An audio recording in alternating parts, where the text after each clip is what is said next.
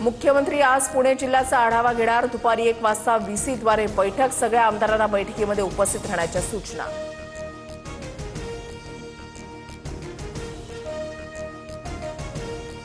पुण्याच्या पालकमंत्री म्हणून सुरेंद्र पवारांची पुणे जिल्हा नियोजन समितीची आज पहिली बैठक। व्हिडिओ कॉन्फरन्सद्वारे हजेरी लावणार सर्व आमदार खासदारांना बैठकीचं निमंत्रण। रोहित पवारांची पत्रकार परिषद पुढे ढकलली। राष्ट्रवादीच्या विलीनीकरणाची चर्चा सुरू असताना अचानक पत्रकार परिषद रद्द झाल्यानं राजकीय वर्तुळात खळबळ।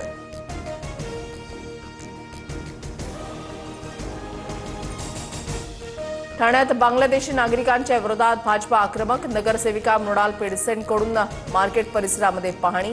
बांगलादेशी नागरिकांना ठाण्यातून हाकलून लावणार, पेंडसेंचा इशारा। मुंबईतील वाहतूक कोंडीचे पडसाद जिल्हा नियोजन समितीच्या बैठकीमध्ये उमटले। पार्किंग धोरण कधी येणार?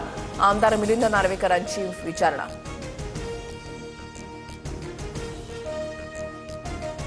केंद्रीय कामगार आणि शेतकरी संघटनांकडून आज भारत बंदची हाक। बँका, सरकारी कार्यालय, वाहतूक सेवा, बाजारपेठांवर परिणाम होणार।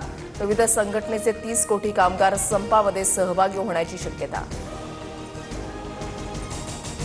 पुढच्या 10 वर्षांमध्ये मुंबईकरांना घोड्यावरून प्रवास करावा लागेल। हायकोर्टाचा संताप। मुंबईच्या रस्त्यांवरील अतिक्रमणांवर नाराजी। डोंबिवलीमध्ये रिक्षा चोरणारी टोळी सक्रिय। घटना सीसीटीव्हीत कैद। मानपाडा पोलीस ठाण्यामध्ये गुन्हा दाखल। आरोपींचा शोध सुरू। भंडाऱ्यात उपचाराच्या नावाखाली 10 दिवसाच्या बाळाची विक्री। डॉक्टरसह टोळीवर गुन्हा दाखल। एका महिलेला अटक। मुख्य डॉक्टर आरोपी फरार। पुढील तपास सुरू। आरोग्याच्या कारणावरून सोनम वांगचूक यांची सुटका अशक्य। वांगचूक पूर्णपणे तंदुरुस्त। जेलमध्ये असताना 24 वेळा वैद्यकीय तपासणी। केंद्र सरकारची सुप्रीम कोर्टामध्ये भूमिका स्पष्ट।